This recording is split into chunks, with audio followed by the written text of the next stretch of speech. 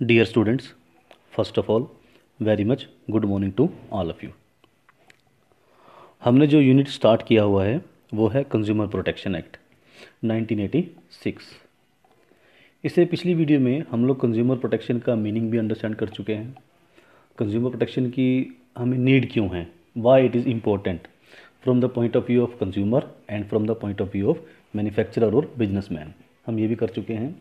Side by side हम लोगों ने कंज्यूमर प्रोटेक्शन एक्ट के वेरियस फीचर्स के बारे में स्टडी किया था और उसके जो मेन प्रोविजंस थे, main provisions of consumer protection act 1986, वो सारे के सारे हम लोग डिस्कस कर चुके हैं इससे पहले की वीडियोस के अंदर।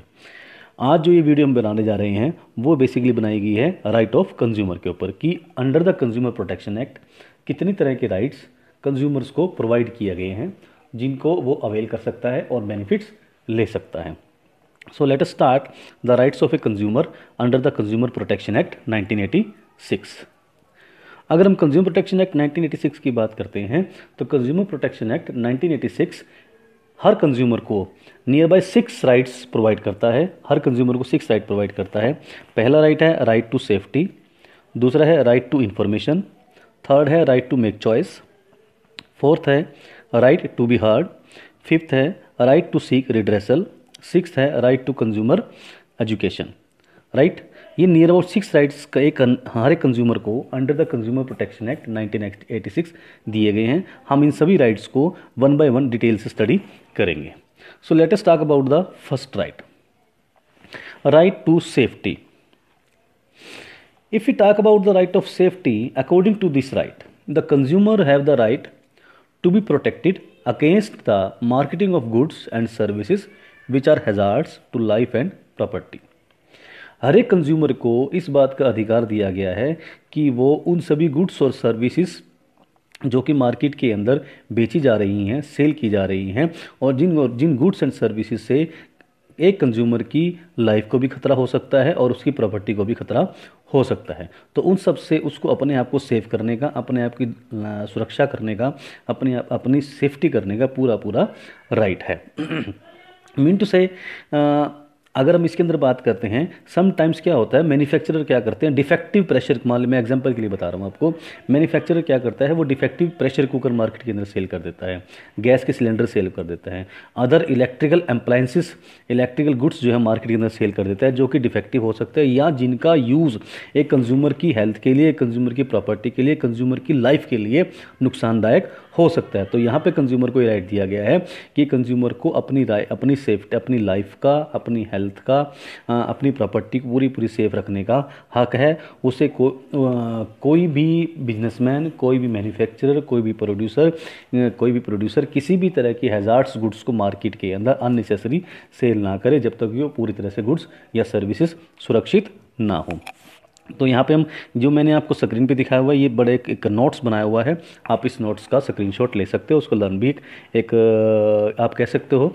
These are the basically key points हैं हमारे राइट टू सेफ्टी जो हमने दिया हुआ, that is supply of safe goods, it is violated when consumer suffer injury और sickness after the consuming the product, supply of adulterated product, expired product etcetera. Mean to say कई बार जब businessman adulterated goods market में supply कर देता है, expired product supply कर देता है या ऐसे गलत प्रोडक्ट सप्लाई कर देता है अपनी प्रॉफिट्स को मेंटेन करने के लिए जिससे कि कंज्यूमर का नुकसान हो सकता है, तो इन सबसे एक कंज्यूमर को अपने आप को सेव करने का राइट पूरा राइट है।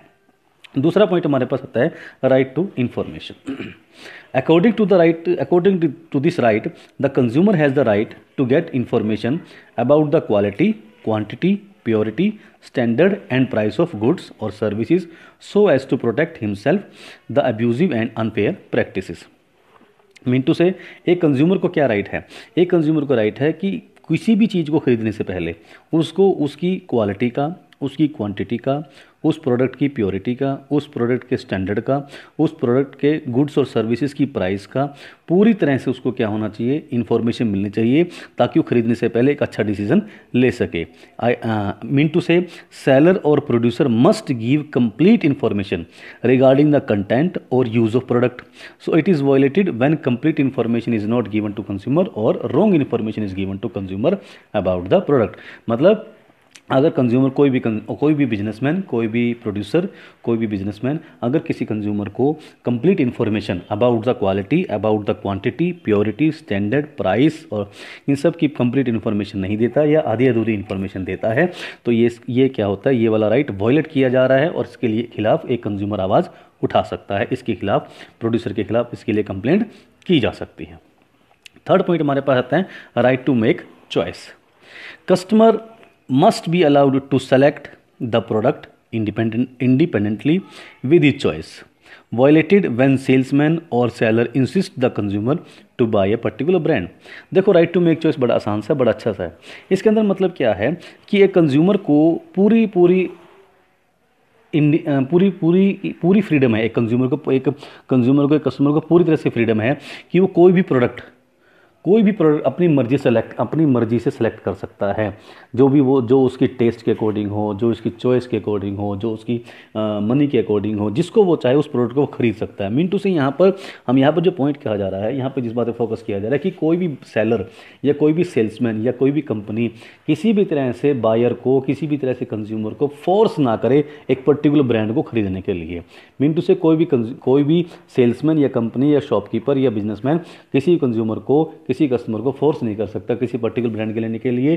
कस्टमर पूरी तरह से फ्री है कि अपनी चॉइस के अकॉर्डिंग, अपनी जितनी भी वैरायटी उसके पास है, हर तरह की वैरायटी में से अपनी चॉइस के अकॉर्डिंग, अपने कॉम्पिटिटिव प्राइस के ऊपर, फेयर प्राइस के ऊपर वो प्रोडक्ट को खरीदने के लिए पूरी तरह से फ्री है, इंडिपेंडेंट है। उसको किसी भी तरह का फोर्स करना इस राइट को वायलेट करने के बराबर होगा। नेक्स्ट पॉइंट की बात करते हैं, राइट टू बी हियर्ड। अब राइट टू बी हियर्ड क्या है? Consumer has the right to complain. It is violated when seller makes no arrangement of filing complaint and refuse to accept complaint of consumers. These right is followed when seller gives toll-free number to file a complaint. अब यहाँ पे थोड़ा सा और मैं elaborate करता हूँ, थोड़ा सा एक्सप्लेन करता हूँ। इनफैक्ट हर एक कंज्यूमर को राइट टू बी हियर्ड के अंदर हर एक कंज्यूमर को राइट है कि अगर उसको किसी प्रोडक्ट को यूज़ करने की वजह से या किसी कंपनी में किसी भी पॉइंट पे अगर उसको कोई कंप्लेंट है, तो कंपनी उसको एक फैसिलिटी प्रोवाइड करे कि वो अपनी कंप्लेंट को कंपनी के पास फाइल कर सके, कंपनी के पास कंप्लेन कर सके और अपनी बात वहाँ पे रख सके और उसकी सुनवाई हो, और उसको जो प्रॉब्लम हुई है, जो भी तकलीफ हुई है, कंपनी की ड्यूटी बनती है कि कंपनी उसको अच्छी तरह सुनवाई करके उसकी प्रॉब्लम को सॉल्व करे, उसकी प्रॉब्लम को कंप्लीटली ख़त्म करे और उसको 100% अपने कंज्यूमर को सेटिस्फाई करे। इसके लिए बेसिकली कंपनी क्या करती हैं, अपना एक टोल फ्री नंबर प्रोवाइड करती हैं कि अगर किसी भी कंज्यूमर को कोई कंप्लेंट हुई है या प्रॉब्लम हुई है उनके प्रोडक्ट को यूज़ करने से, तो कोई भी कंज्यूमर उस टोल फ्री नंबर पर अपनी कंप्लेंट कंपनी तक टोल फ्री नंबर को यूज़ करके अपनी कंप्लेंट को कंपनी तक पहुंचा सकता है। नॉर्मली या कंपनी क्या करती हैं, कोई एक ऐसा अपने कंप्लेंट सेल बना लेती हैं या कोई आप कह सकते हो कि कोई ऐसा सेल बनाया जाता है, कोई ऐसा ब्यूरो बनाया जाता है, कोई ऐसा ऑफिस बनाया जाता है जहाँ पे कस्टमर्स की कंप्लेंट्स को सुना जाता है, कस्टमर्स की कंप्लेंट को एंटरटेन किया जाता है। अगर कोई कंपनी इस तरह की सर्विसेज कंज्यूमर को नहीं देती है, आई एम सेइंग अगर कोई कंपनी अपने कंज्यूमर को इस तरह के सर्विसेज नहीं देती है, कंपनी कंज्यूमर्स को अपनी कंप्लेंट फाइल करने का कोई मौका ही नहीं देती या कोई कंज्यूमर कंपनी तक अपनी कंप्लेंट को फाइल ही नहीं कर पाता, राइट, तो ये इस रूल को, इस राइट को वायलेट करने के बराबर होगा और यहाँ पर भी कंपनी के खिलाफ कार्रवाई की जा सकती है इस पॉइंट के ऊपर भी। नेक्स्ट पॉइंट की बात करते हैं, right to seek redressal. Consumer has the right to get compensation for the damage he suffered due to the wrong product or services। मैं फिर रिपीट करता हूँ, consumer has the right to get compensation for the damage he suffered due to wrong product or services। It includes exchange of product, repair of product, paying a compensation, withdrawal of goods from the market etc। ये point पिछले point से थोड़ा सा different है। देखो पिछले वाले point में ये था कि कंज्यूमर की कंप्लेंट की सुनवाई होनी चाहिए। जब मैंने आपको बताया राइट टू हियर में कि कंप्लेंट, अगर कंज्यूमर को कंप्लेंट करता है तो उसकी कंप्लेंट की कंपनी में एक ऐसा सिस्टम होना चाहिए जिससे कि कंपनी में उसकी कंप्लेंट की सुनवाई हो। लेकिन जो फिफ्थ पॉइंट है ये उससे थोड़ा सा एक अलग आगे का स्टेप है।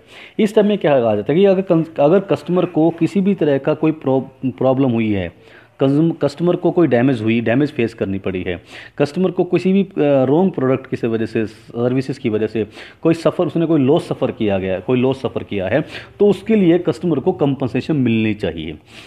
अब कंपनसेशन भी कैसे मिल सकती है, जैसे कि इसमें क्या क्या इंक्लूड किया गया है कि या तो उस प्रोडक्ट को एक्सचेंज करके नया प्रोडक्ट कंज्यूमर को दे दिया जाए, फर्स्ट पॉइंट, या फिर उस प्रोडक्ट जो प्रोडक्ट कंज्यूमर को दिया गया है उसकी फ्री ऑफ कॉस्ट में रिपेयर करवा के दिया जाए।